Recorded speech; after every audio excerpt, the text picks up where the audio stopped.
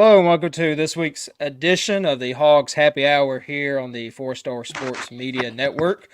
I'm your host Blake, and as always, I'm joined by Coach Ashton Wilson, who is also he's the head elf up there at the North Pole. So it's nice for him to Yeah, join it's a us. busy time of year. Big shout out to the big man upstairs. When I say upstairs, I mean I think he's on like the eighth floor. For giving me time off to be here today. Yeah. As always, if you're watching on Facebook or YouTube or X, make sure you like and share and subscribe if you're on YouTube to the Four Star Sports Media Network page. Again, like, and if you want to be a part of the show, just shoot us a comment or a question, and we will answer it live on the air. We always enjoy other people, asking questions. It gets some good conversations going. So the disappointing Hogs, as seems to be the theme this year, traveled to Oklahoma to take on the I think they were number 19 maybe at the time, but now they're number 11 ranked Oklahoma. Uh, the final score was 70-79, but that is not, as the game was about what'd you say, a 14 to 18 point lead in the second half. It was Yeah, not. I ended up. I think we would talk before the game, and we were making predictions on like what the score would be. And I remember watching Oklahoma. I don't remember who they were playing, but I knew right off the bat like this is a pretty good squad. And I actually predicted that the Hogs would lose by Yeah, you how said much? 10, By or did 10. you? Not 10. You are correct, and I said they would win by, I think, 10. I don't remember what I said, but I did say they were going to win because I didn't. I looked at Oklahoma's schedule and kind of thought that it was not, not a very strong schedule as the Hogs have played, um, but I was again proven wrong this year. So again, that's Razorbacks love letting me down this year. Some stats real quick. Battle had 13 points, 2 rebounds, and 1 assist. Davenport had 12 points, 1 rebound. Mitchell had a decent game. He had 9 points, 6 rebounds, 3 blocks. Brazil and Lawson combined for as many points as me and Coach Wilson scored the game, which is 0. But Brazil was limited. He played 15 minutes and Lawson played 9 minutes. Brazil, I think, is still, he was trying to play hurt, in my opinion. We shot 40% from the field, 22.2% from 3 point. Our free throw percentage was up to 83.9. And head coach Eric Musselman was ejected in the second half. So, all right, Ashton, what's some thoughts on this game? Um, Man, I don't even know where to start really. This poor. It was. I felt like it was poor shot selection. A lot of one-on-one type of basketball being played. I think Arkansas is at their best when you go play. Like when we look at the game against Duke, when we get out and run and the ball's moving from side to side, and then we're driving the lane. That's when we're at our best. At our best. But I happen how many times during the game? 2 or 3 times we dribble, and we had shot Mm-hmm. clock violations. Oh yeah, it was, especially at the beginning of the game. It was very, those first few possessions. It seemed like it happened half the time we were down the court. And this brings up a point from our good buddy Josh Cook. He said zero chemistry, and I'm sure Ashton would agree with you, Coach Cook. It just, I don't, last year the team went overseas and maybe they built a little bit of chemistry. But this team, it just there's no chemistry whatsoever. Yeah, so I'm looking for. I know I don't want to give up on them. We're 10 games in. We haven't even started the conference schedule. Um, and at this point, last year, well, really, remember last year Arkansas starts what 1-5 in conference play, Yeah. and I think everybody had given up on them. Now, I'm not this. I don't still don't see this team being that team. However, um, the reality is the schedule is in our favor for the next couple weeks.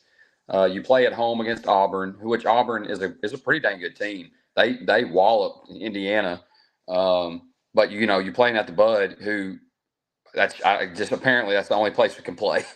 Um, then you get Georgia on the road, and another Florida on the road, and it's not Mm-hmm. the Florida teams of usual. These are all winnable games, right? Yep. It's nothing that we haven't seen up to this point. But the reality is, if we don't start having, as Josh said, like what is the identity of this team? Are we a shoot 23s a game team? Are we going to shoot 40 free throws a game team? Um, are we going to be a team that holds the other team to a low scoring amounts? What are we? I don't even know. Perhaps what we got, Blake, is we got all these scorers from all these other schools, save Tremont Mark. Tremont Mark was known for defense, but I haven't really seen defense from anybody. Even No. even Devo, I haven't seen defense from anyone. Yeah. Maybe Chandler Yeah. Lawson. Mm-hmm. You Yeah. know, Yeah. Devo's usually, the 4 years Devo's been at Arkansas, we've kind of depended on his defensive skills, and I think me and you talked about it. Last year and the years before, Eric Musselman's game plan was to shut down the best player, probably with Devo. right? And this year, the best players, they're scoring most of the team's points against us. So it's I like Josh said, to me they're just out there playing. They're not really playing team ball, or they're not trying to help each other out. Right now it's very disappointing to watch. It's very hard to watch sometimes, especially the thing that frustrates me the most is those shot clock violations. You tell me you can't get a shot up, within 30 seconds. Like, come on. Uh-oh. Oh, what? Oh, I thought we Oh, lost the connection. oh, So the shot oh, clock violations are just totally unacceptable. Um, Especially there was one during the game where that no one on the court knew the time was running down. That's when Trevon Brazil had the ball and he is in the corner. He pump fakes and then he's dribbling to the lane and the shot clock goes. He had no idea that the shot yeah, clock was down. No clue. No one on the court knew. yeah, No one's screaming. No one's. I mean, like, I'm sorry. You have a team full of experienced basketball players. Someone's got to be looking at the clock. It's like our football team this year. Someone's got to be has got to hmm know that the clock is about to expire, so we can call a timeout. Somebody yeah. on the I court or mean, on the. yeah. This year you have more coaches on the court now, so you think someone would point that out. But it hasn't happened. And again, it could gel. Who knows? But as Josh, a lot of one versus one basketball. Yeah, There is no pick and roll. It's just beat your man, jack up a three, five hmm seconds left on the shot clock. Like no, that's not. I mean, you're going to beat some teams because you'll have a night where you're just hot and you can't miss. But that's basketball in general. That's not how you win most games. You're going to have to yeah, be able to get to the free throw line. You're going to have to be able to get into the lane, drive and kick, drive and kick. That's Musselman style basketball. That's yeah. NBA style basketball. Get into hmm the lane, draw a foul, kick the ball, whatever. But Yeah, it's just not. I yeah. haven't seen it. And one more thing on this game before we move into our opinions overall about the basketball team is Eric Musselman. He did get ejected. It happened during a commercial break. So from what ESPN showed, it was a one of their players was chirping at the bench, and supposedly he might have hit Musselman, like brushed him on his shoulder on the way to the bench, to the Oklahoma bench, and Musselman was screaming at the ref saying, you saw that, you got to call it," and nothing happened. So Eric Musselman blew up, and he got ejected. Well, yeah, I think I don't know. I'm not going to sit here and say. Um, I'm not going to sit here and say that he needs to be getting ejected from basketball games. I'm not going to advocate for that because I think you need to be there on the sideline for your guys. But I don't know what it is, man. It's frustration, is what it is. It's Coach Musselman's frustrated. Um, I don't know. I didn't think that. I didn't think that the referees were horrible. They weren't great, Mm-hmm. No. but I didn't think they were horrible. Coach Muss is. I mean, some people express their frustration in certain ways, And when you're the head coach, you get to express your frustration however you want, really. And his way to frustrate it is to get after the refs. So that's just who he is. Yeah. I don't know if the guy brushed up against him and he meant to, I don't know, but you're a head coach. Um, Yeah. I don't know if the officials literally saw it or not, but like I have noticed this. We got teed up down in, I don't know if it was in the Bahamas, for Devo making a 3-point basket and then doing like a 3-point sign towards the bench of another team, right? Yeah. And we got teed up. So I mean, like just like that, and the announcers on TV were like, "This is ridiculous! Like, why such a quick trigger on a technical?" And then we got teed up again later in the game on something even more ridiculous or something like that. We bad officiating in basketball. I won't even talk about football, but officiating in basketball is so horribly inconsistent that there's no reason why every night college basketball games should have 60 or 70 free throws taking place. That's just crazy. That is wild to Yeah. me. Isn't I mean, to our viewers, that's wild to think that a teams are combined are shooting 60 to 70 free throws. Yeah. Yeah. I know it's was this Eric's what is it his 8th technical in 10 games or something? I mean, something like that. But he's, I don't know if the refs already have a target on him, going into the game, that he's gonna, every little thing he does is gonna be watched.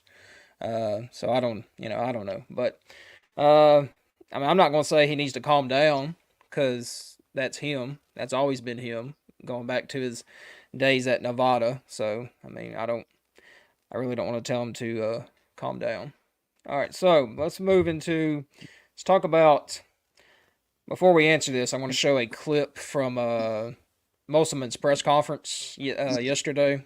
Um, just show you kind of show you how frustrated he is just at pretty much everything. Start with, and then the second spot you start with when you're asking about offense affecting defense is your lack or your positive offensive rebounding. So I mean, we got some guys that haven't gotten an offensive rebound. If I took Bob Holt, me, Curtis, if we all went out there and played, I don't know, 200 minutes, a ball would fall in Bob Holt's lap, and he'd get an offensive rebound. It would. If I played at 59 years old, a ball would somehow bounce to me off an offensive rebound. It just would. So that was him. Kind of talked about I know just exactly who he's frustration. talking about. I know exactly who he's talking about. All right, who is it? Who is He's it? talking about Tremont Mark. Yes, he is. He has 0 offensive rebounds.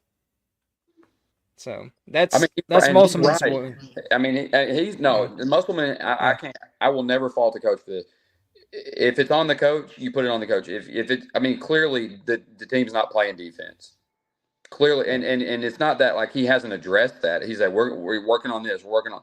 Okay, well, they're not playing defense. They're not staying in front of their man.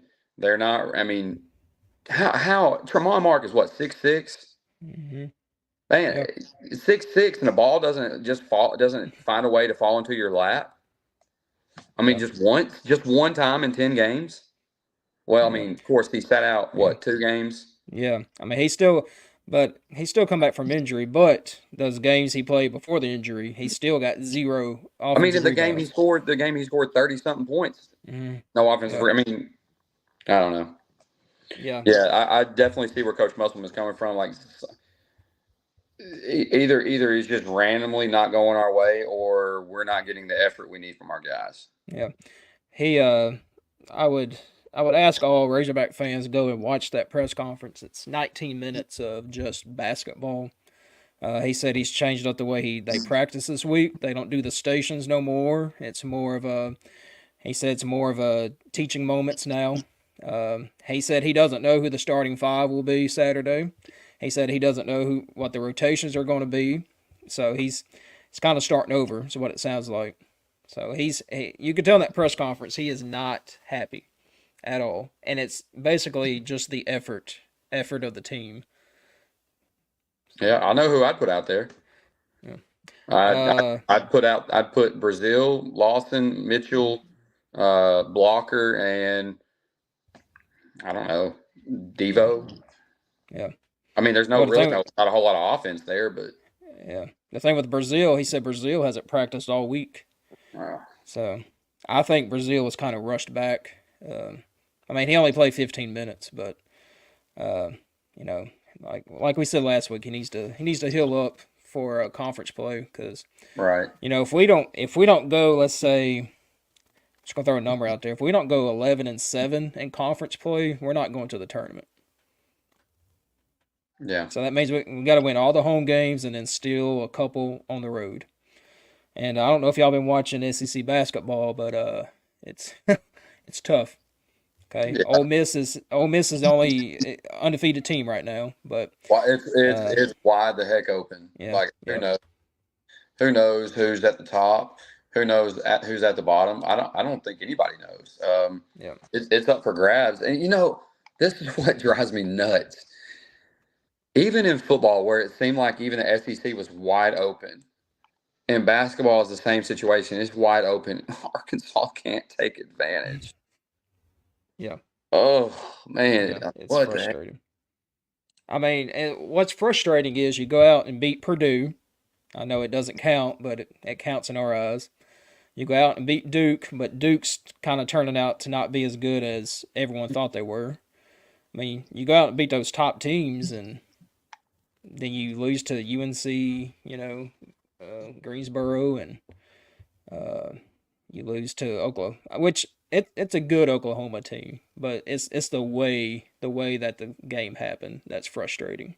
They were tougher. Like Yeah, they were tougher, more physical, and yeah, they made the plays they had to make, and yeah, we just didn't.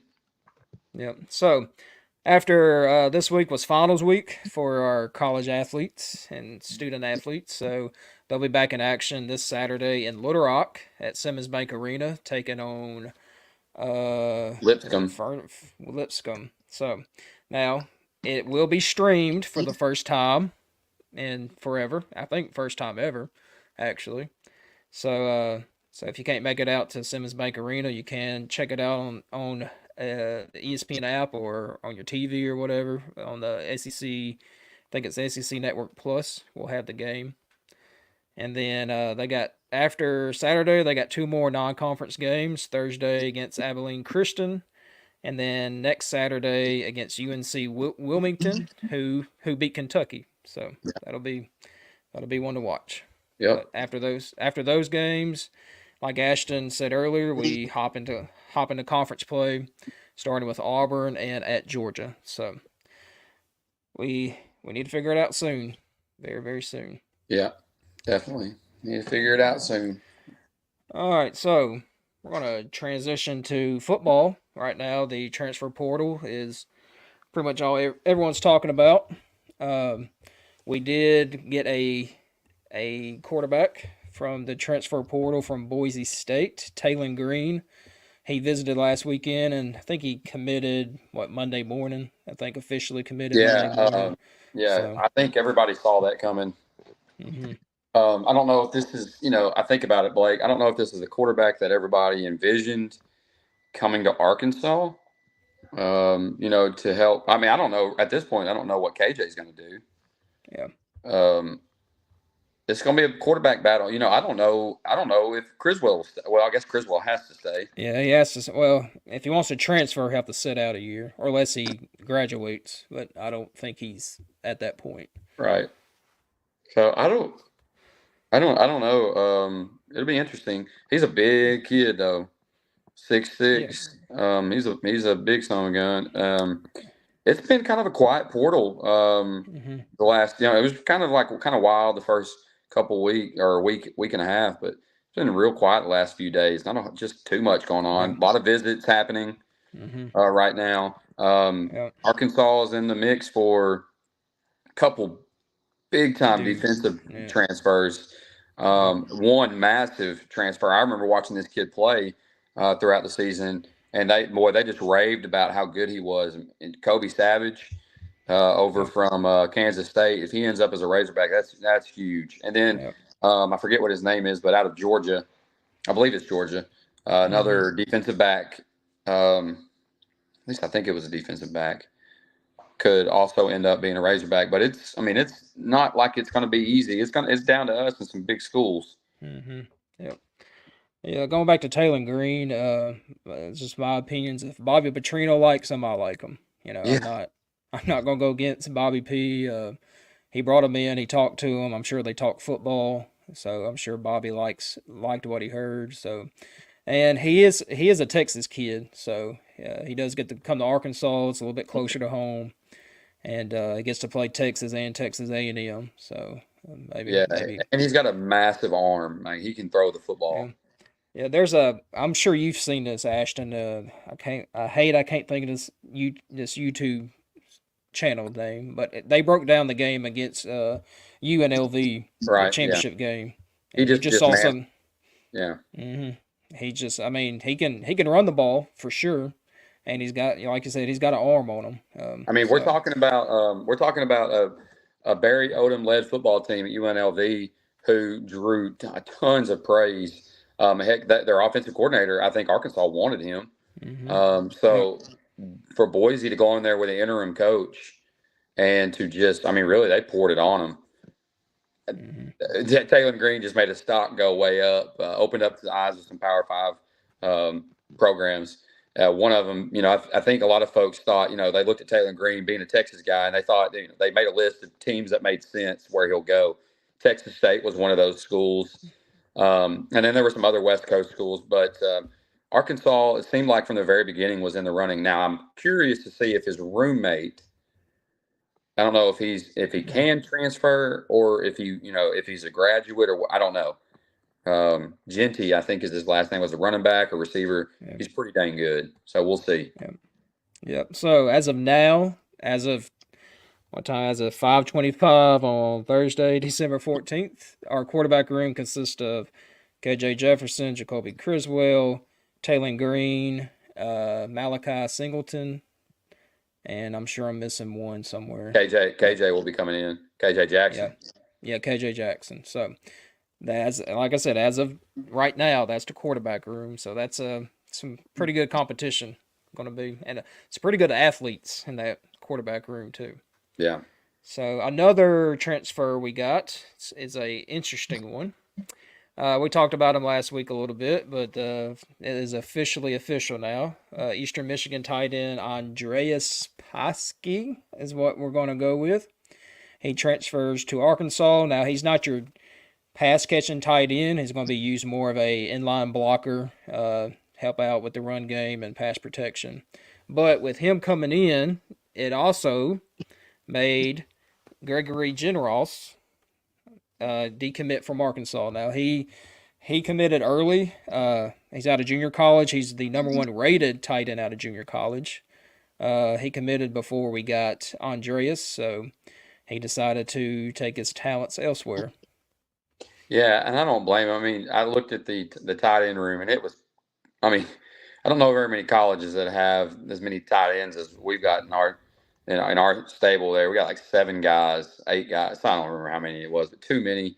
And you know, we got some good ones. And if they're healthy, they're playing. They're probably better than what he brings to the table, if you ask me, in terms of numbers. So I don't blame him. I don't hold it against the kid. I hope wherever he goes, he's successful. But if he plays against the Razorbacks, I hope he's not as successful. Yeah. So we'll see. Good luck to him, though, for real. Yeah. Good luck to him. And also this week, we defensive tackle Tank Booker and offensive lineman Joey Sua. They have decided to enter the transfer portal. Sua is from, I think he's from Bentonville. He was a freshman. Didn't get a lot of playing time, so he might be transferring due to playing time. I'm not real sure on Tank Booker what his reasoning is, but good luck to him. So we don't really have hard feelings unless you commit to Ole Miss, but so Yeah. So speaking of that, so Chris Paul, he went to Ole Miss, and our friend the Rocket Sanders went to South Carolina. So we kind of predicted those last week. So I'm not I'll go ahead and say it now since he's not a Razorback. I was never really a fan of Rocket. To wear that number 5 is something special for for our Arkansas fans, and he just had one or two great games and was injured a lot, but good luck to him against a very bad offensive line in South Carolina. Shots fired. Yeah, I don't know, man. Good luck to him. He may find out the grass isn't greener on the other side, but I mean, we didn't exactly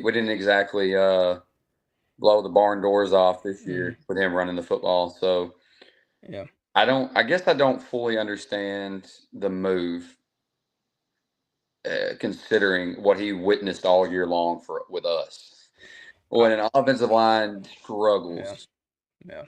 So I think the only reason I can get is he does have a son, and I think the son lives in Florida. So I mean, it's a little bit closer, but I don't know. But I mean, hey, good luck to him. I'm sure he got a degree from Arkansas, and so yeah, if he did, great. I'm happy for him. Yep. So good luck to him. So, oh yeah. So transfer portal. I think I just happen to look at our running back room, and I think we only have two, maybe three players in that room right now. So expect for us to go get a running back here soon. We should start to see some news come out soon. There's a lot of rumors out there, but this transfer portal, it's very fluid, because of NIL. Some school could offer more money than what Arkansas is offering. So, I mean, we've got two decent. I mean, we've got at least two backs coming back that we know. Yeah. Dubinian. Well, actually, we assume. Who knows? Yeah. Dubinian. He said Augustus, he said they're coming back. Dave. So there's two. I don't even. Who was the other one? Dubinian and is it Dominic? It depends on Johnson's like red shirts and all that. If he still has some availability. But there's no one else, right? And it's just those two? No. Mm-hmm. That's it. Okay. Yep. So. All right. So last night the football schedule was released. We knew who we were playing, but we did not know the order. So I'm just gonna go down the list of the schedule. We start off. August 31st, we play UAPB at War Memorial Stadium. That's in Little Rock. So first game's away from campus, but it is an in-state school. So, we played them there 2 years ago or something, and so I mean it's good. It's good to play the in-state schools sometimes, unless you're Coach Neighbors. I'm sure he don't like playing those in-state schools. Oh man, I can't believe that happened. Yeah. I just cannot believe that happened. In case y'all don't know what he's referring to, the University of Arkansas women's basketball team got beat 74-70 against UAPB's women's basketball team the other day. I think it was Sunday afternoon or Saturday. I can't remember what day. Man. Yikes. Yeah.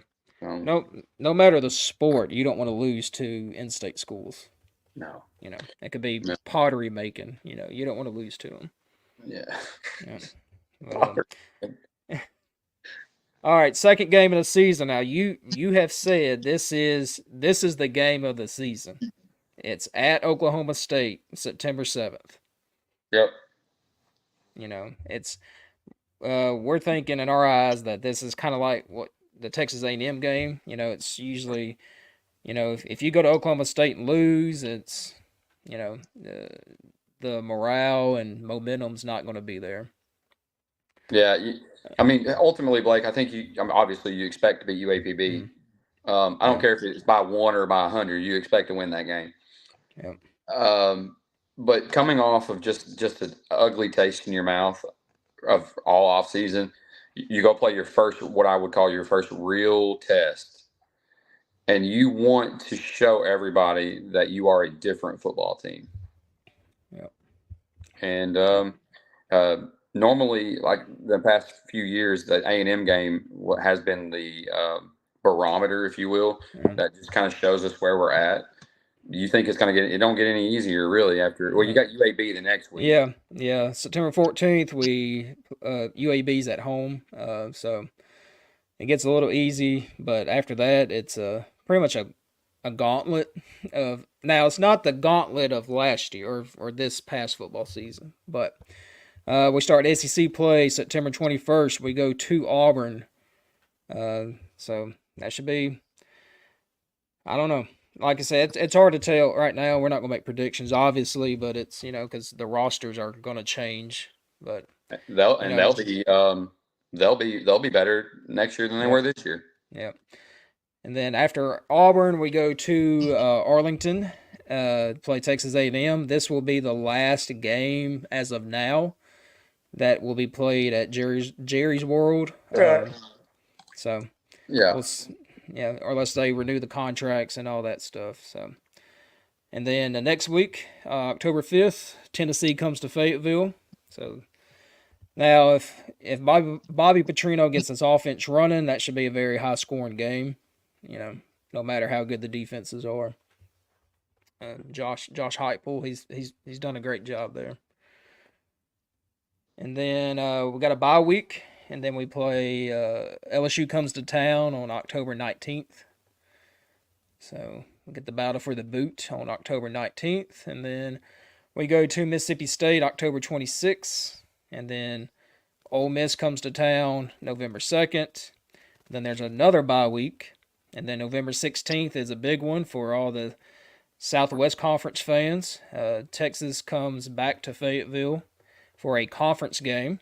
So that'll be very, very exciting. Try to renew that rivalry. And then November 23rd, Louisiana Tech comes to town. And then November 30th, we end it with the battle line rivalry with Missouri, who should be pretty good again, as much as I hate to say it. Yeah, they have a pretty good recruiting class coming in, and they're well coached. So yeah. I don't know if you saw, just speaking of Eli Drinkwitz, they one of the top offensive linemen in Missouri originally committed to Colorado, and then he decommitted and committed to Missouri. And Eli posted a picture of him and this recruit, and Eli's wearing those gold Deion Sanders sunglasses. He's so petty, man. So I can't say that's not funny, because that is funny. Yeah, dude. Deion is just really brought it upon himself, though. So yeah. That's but funny. what you do notice about the schedule, there's no Alabama, there's no Georgia. Those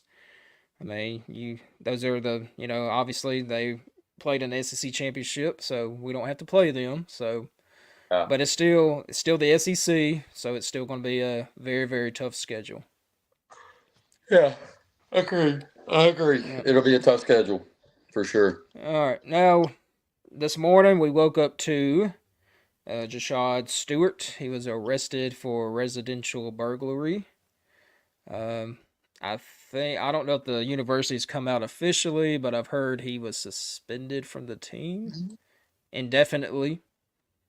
I think just until everything gets, until they figure out all the legal stuff that's going on with that. But so it sounds like he was breaking and entering into a house, and I think he does have NIL money. I do believe. I think it was inside that house. I think it was inside that house. Yeah. Must be that money KJ left on the table that was inside the house. Man, I just don't.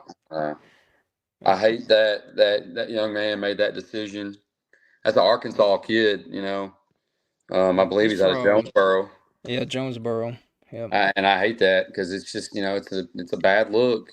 But I'll say this: kids make bad choices. Adults make bad choices. So I hope he learns from this. I don't know what's going to be the result of, does he get kicked off the team?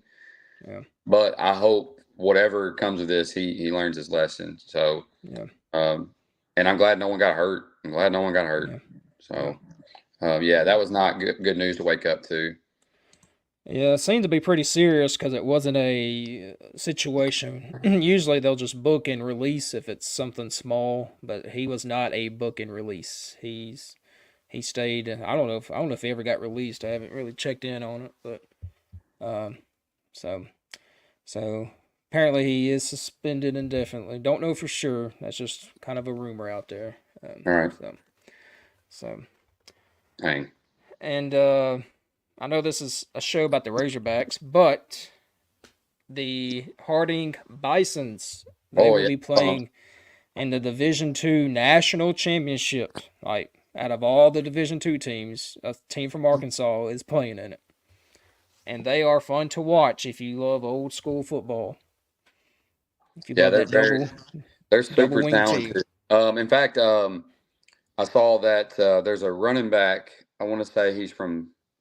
I'm gonna get this wrong. I want to say his name is Dax Goff.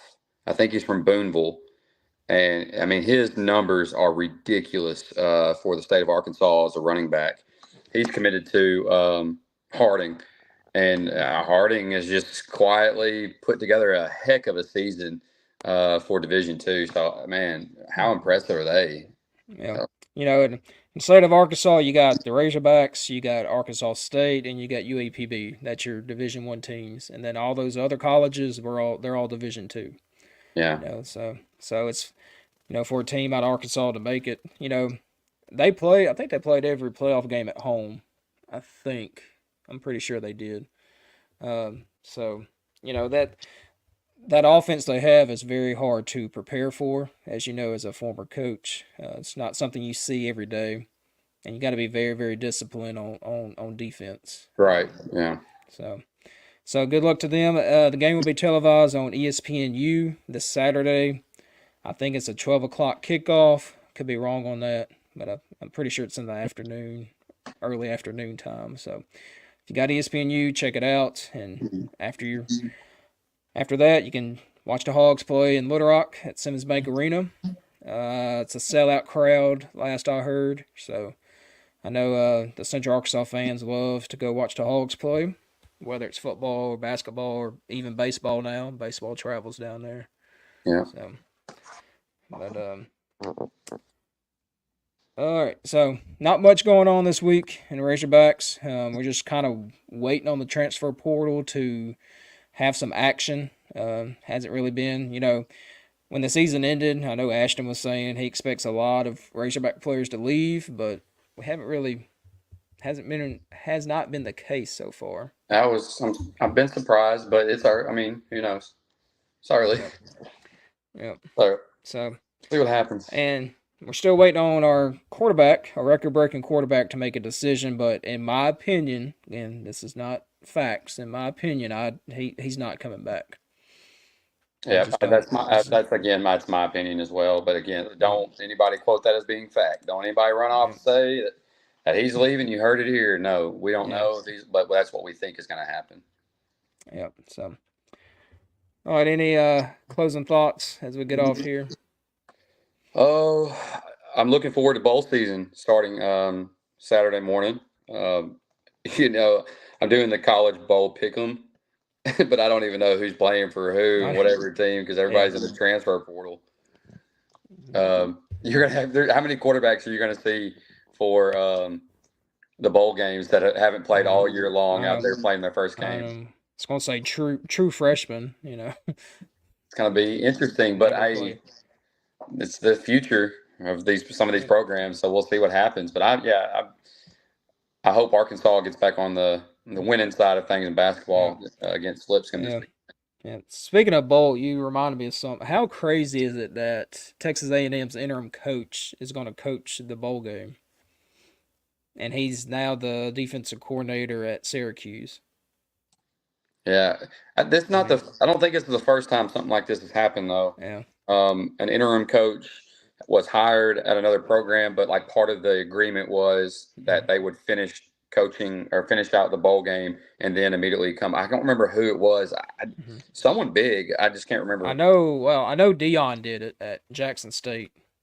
He was Okay. finishing Okay. at Jackson State, and he was recruit for Colorado, but coaching at Jackson State. I mean, But with this transfer portal error, it just, I mean, you kind of think he might poach some kids over to sit. Now I know Syracuse is it's a different world compared to College Station, so Mm-hmm. I don't know if he will be able to get kids to Syracuse, but the players apparently love him. But I remember a few years ago, over at Wisconsin, they fired their Brett, might have been Brett Bielema. I don't remember what it was, but Barry Alvarez coached the bowl game. The athletic director oh yeah, didn't even let the assistant coaches be the interim coach. He yeah, coached the bowl game and just got. I think they got absolutely yeah, they did, destroyed. they did, yeah, Oh yeah. man, But good luck to Harding this weekend. The whole state will be rooting for you. yeah, definitely. Hopefully the basketball teams can get back on track. December is kind of a slow time for basketball because of finals and holidays and whatnot. I think Hogs end up playing 3 games in 3 weeks or something like that. Mm-hmm. But conference play starts here soon, so we need to get it back together. But for Ashton, I'm Blake. This is 4 Star Sports Media, and this has been the Hogs Happy Hour. Thanks for tuning in.